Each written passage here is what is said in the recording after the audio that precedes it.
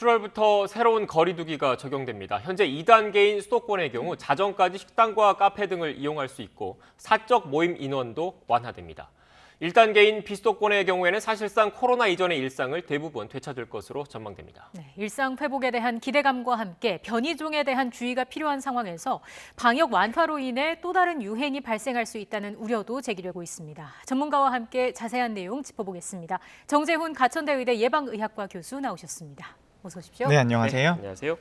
교수님, 먼저 전반적인 현황부터 살펴봐야 될 것 같은데 오늘 0시 기준 그러니까 어제 하루 신규 확진자는 300명대를 기록했습니다. 아무래도 검사 건수가 적은 주말 효과도 반영이 됐다 이렇게 봐야겠습니까? 네, 확진자 숫자를 보실 때에는 요일을 항상 감안을 하셔야 되는데요. 월요일과 화요일의 결과는 주말에 영향이 있기 때문에 항상 숫자가 적게 나옵니다. 그렇기 때문에 일일 확진자 숫자를 보시기보다는 일평균 확진자 숫자를 주 단위로 보시는 게 중요한데요. 우리가 4차 유행이 본격화하는 것이 아닌가라고 우려할 때에는 일주일 평균 확진자 숫자가 600명 정도 나왔습니다. 하지만 지금 통계를 내보면 약 440명대 정도로 나오고 있거든요. 네. 4차 유행이 어느 정도 오긴 했지만 우리가 잘 이겨나가고 있다 이렇게 생각을 합니다. 하지만 또 여전히 선행 확진자 접촉 확진 사례는 47%대로 나타나고 있거든요. 그만큼 개인 간의 접촉에서 확진되는 사례가 많다고 봐야겠죠. 네, 이런 선행 사례가 있는 비율이 높아진다는 것은 어떻게 보면 좋은 의미일 수 있습니다. 지역사회 감염이 늘어나게 되면 이 비율은 떨어질 수 있거든요. 예. 하지만 먼저 원인을 찾을 수 있는 감염자가 있고 그 감염자를 조사하는 과정에서 나온 접촉자의 비율이 높아지고 있다는 것이기 때문에 지역사회 유행이 어느 정도 줄어들고 있다 이렇게도 해석할 수 있는 사인입니다. 네, 그런데 또 역으로 보면 이렇게 선행 확진자 접촉이 많다는 것은 그 특정 집단의 비율은 상대적으로 낮아지고 있다는 의미이고 그렇다면 방역 당국의 역학조사는 그만큼 더 어려움을 겪고 있는 건 아니냐 이런 지적도 나오고 있더라고요. 네, 역학조사가 어려워질 수 있습니다. 하지만 전체의 분모를 봐야 되는데요. 우리가 확진자 숫자 자체가 줄어들고 있기 때문에 방역 당국에서 조사를 수행할 수 있는 역량 자체는 조금 더 여유가 생겼다고 볼 수 있습니다. 네, 그러니까 전반적인 그 확진 규모가 조금씩 잦아들고 있는 상황이기 때문에 뭐 이전보다 한참 4차 대유행이 한참 그 심했을 때보다는 상황이 좀 더 나아지고 있다. 전반적으로 이렇게 평가하신다는 말씀이신 거죠? 지금의 상황에서는 두 가지 관점을 봐야 되는데요. 확진자가 늘어날 수 있는 힘이 있고 확진자를 줄여들 수 있는 동력이 있습니다. 그런데 확진자가 늘어날 수 있는 힘 같은 경우에는 변이 바이러스가 유입돼서 확산이 될 경우에는 전파력이 높기 때문에 확진자가 늘어날 수 있고요. 네. 두 번째로는 사회적 거리두기나 방역에 대한 의식이 완화가 되면서 그것 때문에 확진자가 늘어날 수 있습니다. 하지만 우리 사회에서는 확진자를 줄이는 힘도 지금 작용을 하고 있는데요.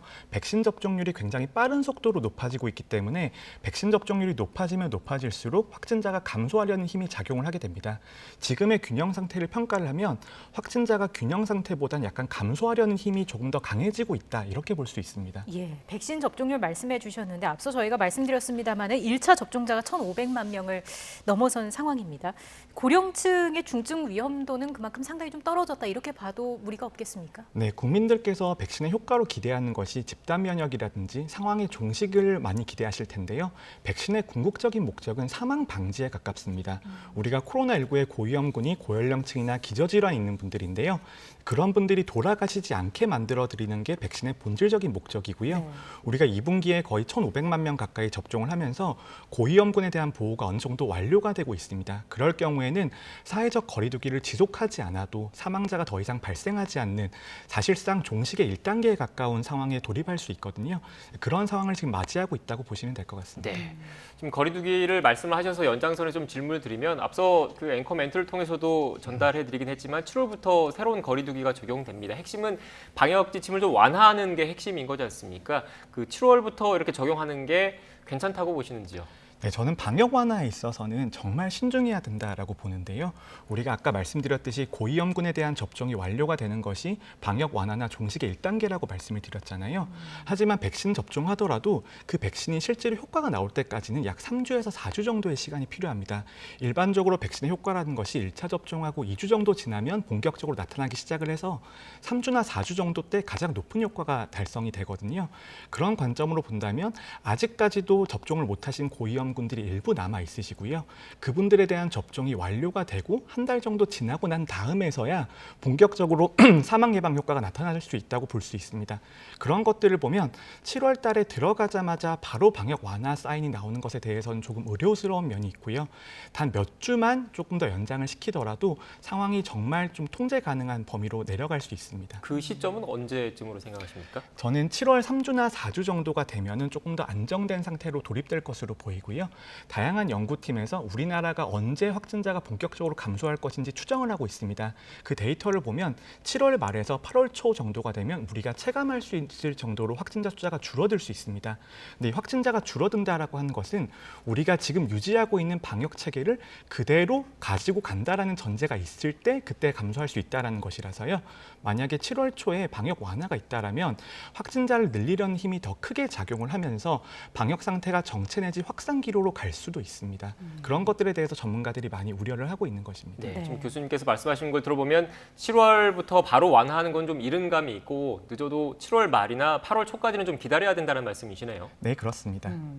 저희가 2시 10분경에 항상 브리핑을 연결을 하는데 약간 늦어지고 있습니다. 브리핑을 시작을 하는 대로 저희가 생중계로 전해드리도록 하겠고요. 그 새로운 거리두기 관련해서 계속 말씀을 해주시고 계신데 방역 완화에는 신중해야 한다라는 말씀을 해주셨습니다. 근데 일단 7월 첫 2주간은 6인까지 모임이 가능하고 방역 상황이 유지가 된다면 그 이후에 8인까지도 확대된다는 그런 내용이었잖아요. 이 기준은 어떻게 보시는지요? 네, 많은 분들이 사회적 거리두기 기준을 정할 때 왜 4인이냐, 왜 8인이냐 이런 것들을 많이 물어보십니다. 하지만 우리가 코로나19란 정말 새로운 상황이고 과거에는 이렇게 사회적 거리두기를 해본 적이 없기 때문에 과학적인 근거를 마련하기는 어렵고요. 어떻게 보면 사회적인 통념에 가깝게 그런 인원수를 정하게 되는 것입니다. 우리가 식당의 테이블이 대부분 4명까지 들어가기 때문에 5인 이상 집합 금지가 시행이 되는 것이고요.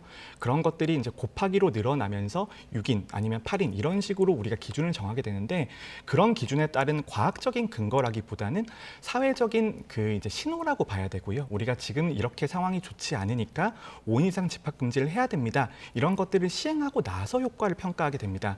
일례로 우리가 3차 유행 때 굉장히 확산세가 가팔랐습니다만 그때 2.5단계를 수행을 하고 5인 이상 집합 금지를 이제 걸면서 올해 초에 확진자를 좀 떨어뜨릴 수 있었는데요. 사후에 평가를 해보면 가장 효과적인 조치 중에 하나가 5인 이상 집합 금지였다라는 연구 결과가 있습니다.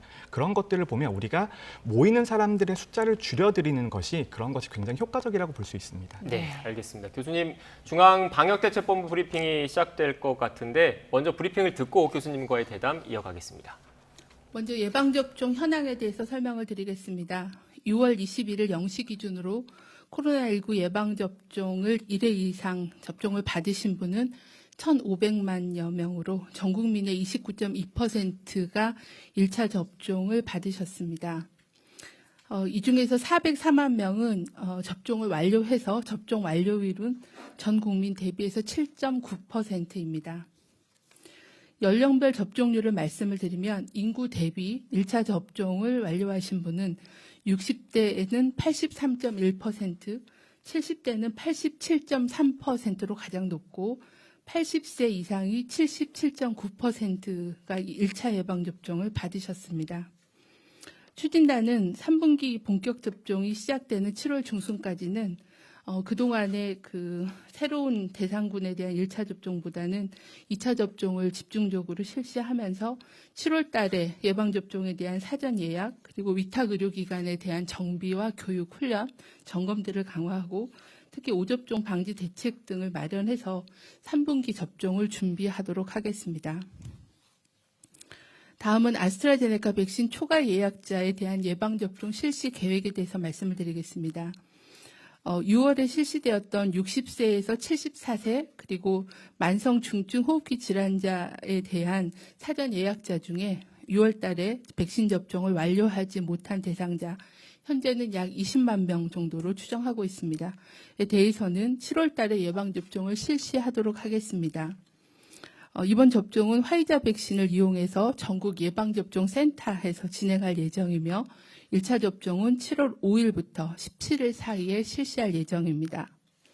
사전 예약은 6월 23일 0시부터 6월 30일까지 8일간 예약을 실시하도록 하며 누리집을 통한 본인 또는 자녀분들의 대리 예약이 가능하고 1339 콜센터나 지자체 콜센터 등을 통해서 전화 예약을 통해서 예약을 하실 수가 있습니다.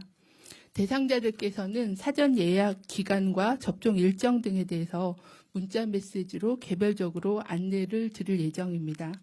안내 문자를 받으신 분들께서는 예약 기간에 반드시 예약을 해주시기를 요청을 드리겠습니다.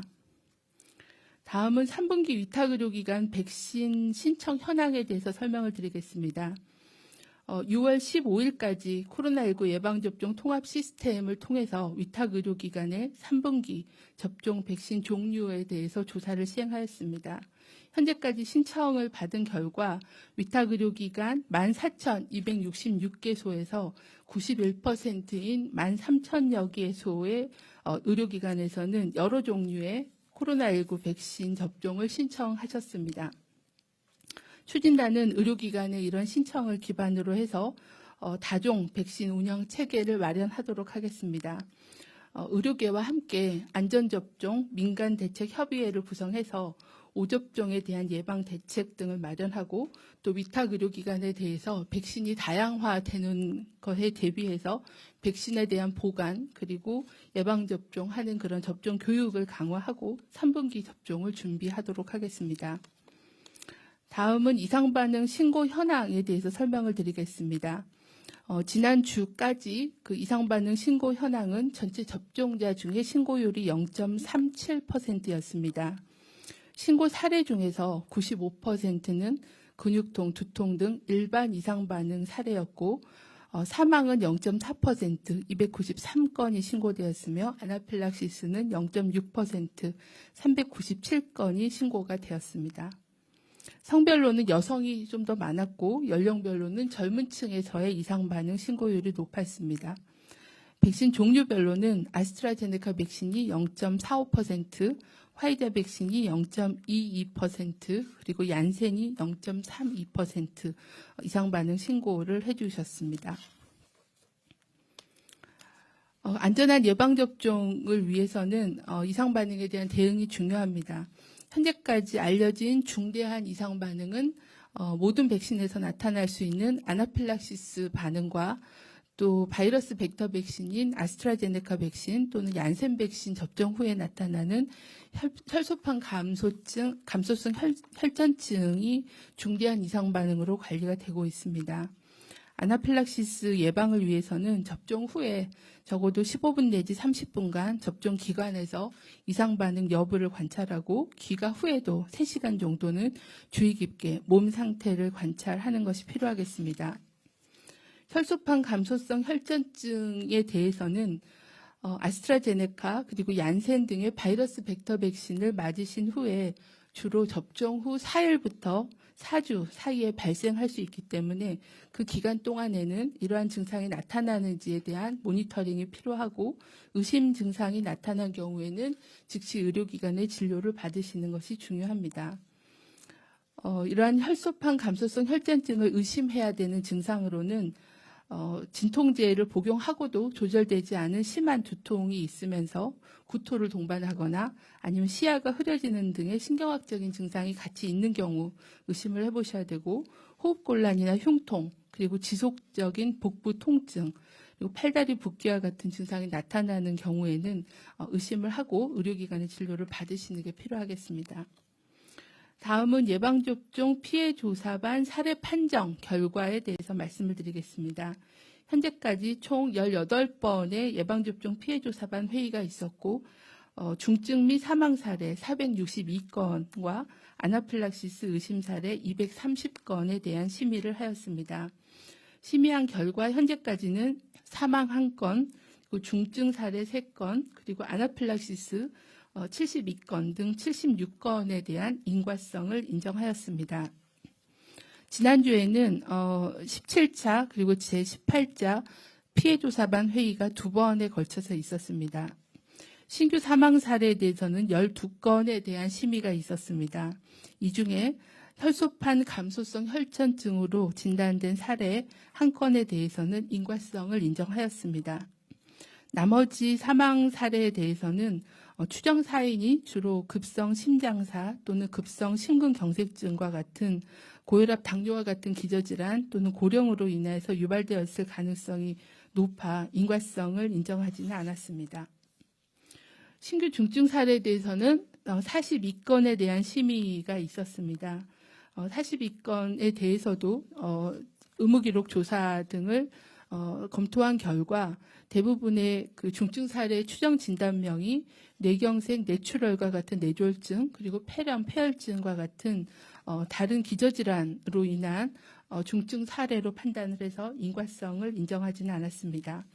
다만 17자 회의에서 재심의한 사례 2건 중에서 한 건이 인과성 근거가 불충분한 사례, 심의 결과 4-1로 분류된 사례가 추가되어 현재까지는 총 8건이 인과성 불명확한 사례로 분류가 되었습니다. 신규로 분류된 사례는 70대 남자로서 화이자 백신 접종 후에 척수염이라는 추정 진단을 받으신 사례가 4-1로 분류가 되었습니다. 아나필락시스 의심 사례 18건 중에서는 9건에 대해서 인과성이 인정되었습니다. 다음은 코로나19 주간 발생 동향에 대해서 말씀드리겠습니다. 지난주에는 하루 평균 확진자가 444.4명으로 전주에 비해서 15.2%가 감소하였습니다. 수도권에서는 일주 평균이 335.1명으로 전체 발생의 75%가 수도권에서 발생이 되었고 비수도권에서는 24.6%로 비중이 감소하는 추세였습니다. 해외 유입 사례는 하루 평균 26.7명으로 전주에 비해서 5.7%가 증가하였습니다. 고령층에 대한 예방접종 확대 후에 주간 사망자와 치명률은 계속 감소하고 있어서 지난주에는 15분의 사망자가 보고가 되었습니다. 삼가 고인의 명복을 빌고 유가족께는 심심한 위로의 말씀을 드립니다. 중앙방역대책본부는 최근 일주일간 일평균 환자 발생이 400명대로 감소하였지만 사업장 그리고 교육기관 그리고 노래방 또는 그 체육시설과 같은 다중이용 시설에서의 일상 속의 감염이 지속되고 있고 또 변이 바이러스의 유입 및 국내 전파 등의 위험 요인이 여전히 지속되고 있다고 판단하고 있습니다. 특히 최근에는 가족, 지인, 직장 등 소규모의 접촉 감염으로 인한 비중이 49.5%로 계속 증가하고 있고 감염 경로 조사 중인 비율도 26.4%로 여전히 높은 상황입니다. 또한 신규 집단 사례도 기존에 잘 알려져 있는 산밀 환경인 사업장 3건, 그리고 교육시설, 그리고 사우나와 노래 연습장과 같은 다중이용 시설, 그리고 성당에서도 집단 발병 사례가 보고된 바가 있습니다. 중앙방역대책본부는 주요 위험과 대응 방안에 대해서 첫 번째는 앞서 말씀드린 것처럼 확진자 접촉을 통한 소규모의 일상 속 집단 감염이 지속되고 있는 상황입니다.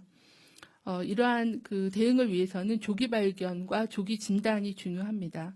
지역의 의사회, 약사회와의 협력을 통해서 유증상자에 대한 검사를 지속적으로 강화하고 또 유행이 발생한 지역에 대해서는 거리 두기를 상향하고 또 여름방학 등을 통해서 학원에 대한 이용이 늘어날 걸로 예측이 되고 있습니다. 특히 예체능 등 학원 및 교습 시설에 대한 방역 점검 강화가 필요한 상황입니다.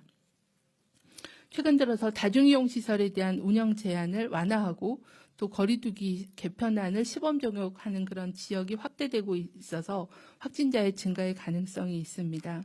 특히 고위험 시설이라고 할 수 있는 유흥시설 종사자 또는 목욕장 등에 대한 선제 검사를 강화하고 콜센터 또 인력사무소와 같은 감염이 취약한 사업장에 대한 집중 점검을 더욱 강화하도록 하겠습니다. 또한 하절기 들어서 에어컨 사용이 늘어남에 따라 환기가 미흡해질 우려가 있습니다. 또한 휴가철을 맞이해서 이동량 증가에 따른 감염 위험도도 높아질 것으로 예상하고 있습니다. 특히 밀폐된 실내 환경에 대해서는 맛통풍을 시키는 자연 환기를 강화하는 게 필요한 상황입니다. 또한 예방접종과 관계없이 실내에서는 마스크 착용을 철저히 하여 마스크에 대한 안내와 홍보 그리고 점검을 지속적으로 강화하도록 하겠습니다. 여기까지 하겠습니다. 네, 그럼 지금부터 기자님들 질문에 답변 드리는 시간 갖겠습니다. 네, 지금까지 중앙방역대책본부 브리핑 들었습니다. 자세한 내용은 전문가와 함께 바로 다시 짚어보겠습니다. 교수님, 앞서 저희가 1차 접종률, 그러니까 한 차례라도 백신을 맞으신 분은 우리 국민의 30% 정도 된다라고 얘기를 했는데 조금 전에 방역대책본부 브리핑을 보면 2차 접종, 그러니까 접종을 다 마친 접종 완료자는 7.9%, 그러니까 아직 8%가 안 된 상황입니다. 앞서 교수님께서 다음 달부터 그 거리두기 완화를 하는 게, 다음 달 초부터 하는 게 좀 이른 감이 있다라는 그 지적을 해주셨는데 그 연장선에서 해석을 해야 되는 겁니까? 네, 전문가들이 항상 말씀을 드리는 것이 방역 단계를 올릴 때에는 최대한 빠르게 올리고 내릴 때에는 최대한 천천히 하는 것이 장기적으로 보면 사회적 거리두기를 가장 적게 하는 방법이다, 이런 이야기를 합니다. 네. 우리가 작년의 교훈을 보면요, 2차 유행과 3차 유행 때의 교훈을 보면 방역 단계는 굉장히 빠르게 내렸었고 유행이 시작될 때는 방역을 천천히 올렸었거든요. 전문가들이 말하는 것과 반대로 간 겁니다. 그렇기 때문에 대규모 유행을 겪을 수밖에 없었는데요. 그런 전철을 밟지 않기 위해서라도 지금은 방역 단계를 내릴 때는 굉장히 신중하게 접근을 해야 되고요. 아까 말씀하신 것처럼 백신 접종이라고 하는 것이 1차 접종한다고 바로 효과가 나오는 것이 아니고 1차 접종보다는 2차 접종까지 완료가 되었을 때 조금 더 높은 효과와 오랜 지속 기간을 보이고요. 그리고 1차 접종을 하더라도 효과가 나올 때까지 2주나 3주 정도의 시간이 걸리기 때문에 최대한 천천히 신중하게 접근하는 게 중요하다, 이렇게 말씀드리고 싶습니다. 예. 하지만 또 정부 입장에서는 경제적인 측면을 고려하지 않을 수 없었을 텐데 아무래도 좀 자영업자의 어떤 피해 상황을 고려했다고 봐야 하지 않을까요? 네, 국민들과 자영업자께서 가장 고통스러우셨던 게 이 5인 이상 집합 금지, 그다음에 10시가 넘어가면 영업을 할 수 없는 이런 부분이었다라고 봅니다. 근데 이런 부분이 방역에 있어서는 필수적인 요소이고요. 하지만 사회경제적인 피해를 일으키는 요인이기 때문에 가급적이면 그 중간에 절충점을 찾아야 되는데 그 절충점을 찾아가는 과정에서 우리가 이때까지 1년 반 정도를 참아왔는데 2주, 3주 정도 신중하게 접근할 수 있는 그런 것은 충분히 가능하다라고 보거든요. 그래서 가급적이면 좀 신중하게 접근을 해야 된다, 이렇게 봅니다. 예. 결국 어떻게 보면 경제와 방역, 이 두 마리 토끼를 잡는 게 쉽지 않은 과제이지 않습니까? 그런데 일단 정부에서는 다음 달부터는 거리두기 개편안을 적용할 방침을 현재까지는 세워두고 있습니다. 물론 전제 조건은 현재 이 신규 확진자 현황이 좀 유지된다는 전제 조건이 달리긴 했는데 그 다음 달부터 완화된 거리두기를 적용을 했을 경우에 가장 그렇다면 주의해야 될 부분은 어떤 게 있겠습니까? 네, 사회적 거리두기가 완화가 되면 바로 그 즉시 확진자가 늘어나는 것이 아닙니다. 사회적 거리두기가 완화가 되고 나면 한 달이나 두 달 정도 뒤에 확산세가 이어지게 되는데요. 그 시점이 우리가 지금 유럽이나 아니면 영국에서 델타 변이가 굉장히 확산하고 있습니다. 그런 것들이 국내는 그래도 해외 유입 사례에 대해서는 상당히 관리가 잘 이루어져 있지만 그래도 한번 유입될 경우에는 전파 속도가 워낙 빠르기 때문에 기존 바이러스를 대치해 나가는 그런 과정들이 생기게 됩니다. 그렇기 때문에 우리가 예상보다 확산 속도가 더 빨라지기 때문에 아무래도 이 변이 바이러스의 유행이 가장 쟁점이 될 것 같습니다. 그리고 아무래도 여름 휴가철이 곧 다가오기 때문에 수도권에 계신 분들이 비수도권으로 여행을 가는 경우도 많아질 수 있잖아요. 이런 부분들도 좀 우려가 되는 부분이죠. 네, 인구 집단의 이동이 감염 확산에 있어서는 정말 어려운 점이고요. 그렇기 때문에 휴가철에서도 기초 방역 수칙을 지켜주셔야 되고요. 저희가 백신 접종이 이어지고 이렇게 백신 접종이 이어지면 사회적 거리두기가 완화하고 과거로 돌아갈 수 있습니다. 이런 메시지를 드리는 것은 좋지만 그런 메시지를 드리고 실천하는 과정에서도 개인 위생 수칙은 철저히 지켜져야 되겠습니다. 네, 그러니까 결국 교수님의 말씀을 들어보면 개인 방역 수칙 준수 여부 그리고 변이 바이러스가 확산세를 가르는 중요 변수가 될 거라고 말씀을 해주신 것 같은데 특히 델타 변이 바이러스에 대한 우려가 큰 상황이죠. 네, 델타 변이 바이러스 같은 경우에는 기존 변이 바이러스들이 가지고 있는 것이 확산 속도가 빨라진다거나 백신의 효과가 떨어진다거나 이런 두 가지 관점에서 봐야 되는데요. 델타 변이는 두 가지 요소를 모두 갖추고 있습니다. 확산 속도도 기존의 알파 변이보다 더 빨라져 있고요. 백신의 효과도 떨어지는 것으로 되어 있는데 다행인 것은 우리가 백신의 효과에 대해서도 과학자들이 잘 모르다가 새롭게 밝혀지는 사실이 있는데 감염을 예방하는 효과와 중증화를 방지하는 효과는 기전 자체가 조금 다른 것으로 이해가 되고 있습니다. 그래서 최근에 영국에서 나온 연구 결과를 보면 백신 접종을 2회까지 완료한 경우에는 그래도 중증 예방에 있어서는 90%대 이상의 높은 효과가 나오는 것으로 되어 있고요. 하지만 감염 예방에 있어서도 조금 감소된 효과가 나오고 있기 때문에 아무래도 델타 변이는 확산되기 전에 미연에 방지하는 것이 가장 중요하고요. 그럼에도 불구하고 백신을 2회 접종을 해서 접종 완료자가 되는 것은 매우 중요합니다. 미연에 방지하기 위한 대책이 필요하다고 말씀해 주셨는데 물론 그 정부에서도 그 해외 입국자라든지 여러 조치를 취하고 있지만 어떤 조치가 더 필요하겠습니까? 네, 특별한 조치를 할 것은 없고요. 이때까지 우리가 잘 해왔던 것을 반복하면 되는 것입니다. 변이 바이러스도 코로나19 바이러스이기 때문에요. 코로나19에 대한 대응 조치들이 모두 유효한 상태이거든요. 마스크를 잘 쓰고 사회적 거리두기를 준수하고 개인 위생 수칙을 가져가는 것들이 결국은 변이 바이러스에 대한 대응이 될 것이고요. 여기 하나 더 추가되는 것이 해외 유입 사례에 대한 차단인데요. 해외 유입 사례 같은 경우에는 우리나라는 이미 PCR 음성 확인이 의무화되어 있기 때문에 어느 정도는 제도적으로 보완이 되어 있는 상태라고 볼 수 있습니다. 네, 백신 접종이 중요하고 또 기본적인 방역 수칙 준수를 강조해 주셨는데 델타 변이가 세계 지배종이 될 것이다라는 분석에 대해서는 어떻게 보세요? 네, 바이러스는 결국 변이가 생존의 무기입니다. 그리고 변이라고 하는 것은 전파 속도가 높아지고 백신에 대해서 회피하는 능력이 생기는 것이거든요.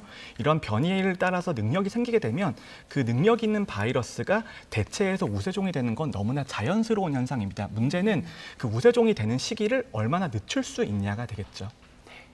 이 변이 바이러스에 대한 책임 어떻게 보면 개인 방역 수칙 준수도 중요하겠지만 정부 차원의 대책도 필요할 것 같고 현재 앞서 교수님께서 말씀하신 바로는 지금까지 우리 방역 수칙이 잘 짜여져 있기 때문에 이걸 더 잘 준수하면 된다는 말씀이신 것 같은데 가장 궁금한 게 이 변이 바이러스가 확산됐을 경우에 바이러스 그 기존에 있는 백신으로는 효과가 있는 겁니까? 특히 델타 변이 바이러스 같은 경우에. 네, 델타 변이 바이러스에 대한 효과 데이터가 최근에 나오고 있습니다. 근데 그 데이터를 보면 굉장히 고무적인데요. 그래도 백신 접종을 2회까지 마칠 경우에는 중증화 예방에 있어서는 효과가 전혀 떨어지지 않았고요.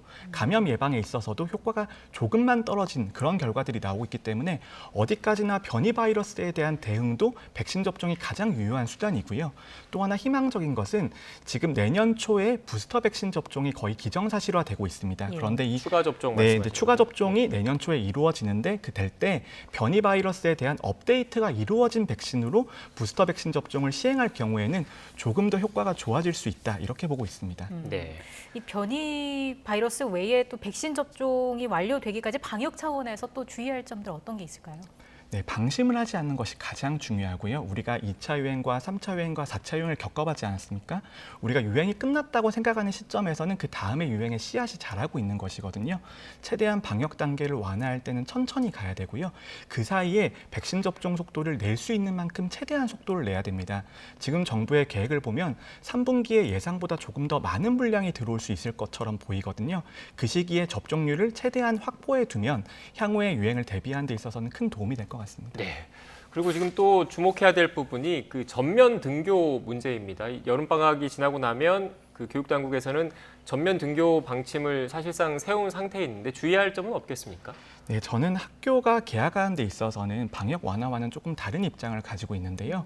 코로나19 시기를 거치면서 사회를 위해서 학생들이 희생한 측면이 있습니다. 유행 확산 방지를 위해서 학교가 문을 닫고 학교에 가지 못해서 교육에 격차가 생기는 그런 현상들이 나오고 있었는데요. 지금쯤은 학교와 미래 세대를 위해서 우리 사회가 조금 희생해야 되는 시점이라고 생각을 하고요. 가급적이면 학교를 열고 유지하는 방향으로 사회가 고민을 해야 된다라고 봅니다. 하지만 그럼에도 불구하고 아직까지는 어린 연령들에 대해서는 백신 접종이라든지 여러 가지 대책들이 부족한 상태인데요. 그만큼 사회가 학교를 열기 위해서 조금 더 많은 여유와 배려가 필요하다 이렇게 생각을 하고요.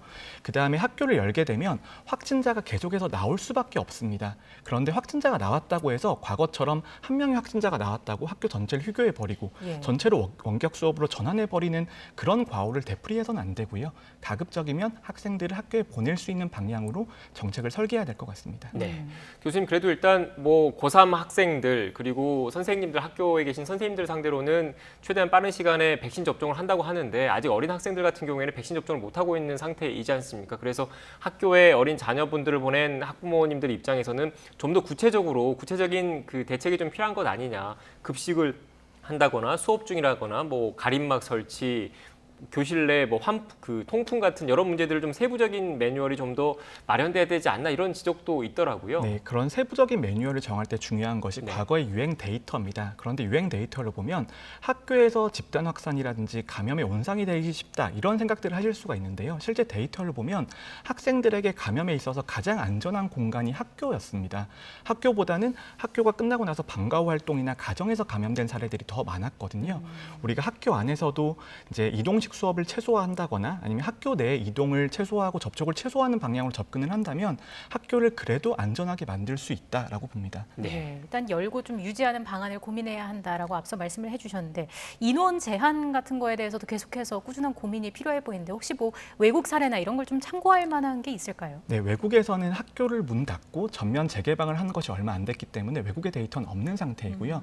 아무래도 학급 내에 이제 과밀화를 해소하게 되면 접촉의 강도가 줄어들기 때문에 확산이 줄어들지 않을까 이제 이런 생각들을 많이 하고 있는데 예. 저는 조금 다른 생각을 가지고 있는 것이요. 한 반이라고 하는 것이 5인 이상 집합 금지처럼 접촉하는 사람을 딱 그 집단으로 한정지어 둔 것입니다. 그래서 그 안에 확진자가 생기더라도 학교 안에서의 이동만 없게 되면 역학조사의 대상도 한정이 될 수 있고요. 전파도 차단할 수 있기 때문에 이런 학교 내에 있어서는 저는 그래도 학교가 문을 여는 방향으로 가고 과밀은 해소할 수 있으면 좋지만 해소할 수 없다고 하더라도 우리가 역학조사 대상이 한정되어 있다라는 특징이 있고요. 그다음에 두 번째로는 진단검사라든지 PCR 검사 아니면 신속 항원 검사로 우리가 미리 검사를 해서 막아보자 이런 전략들을 많이 세우고 있는데 네.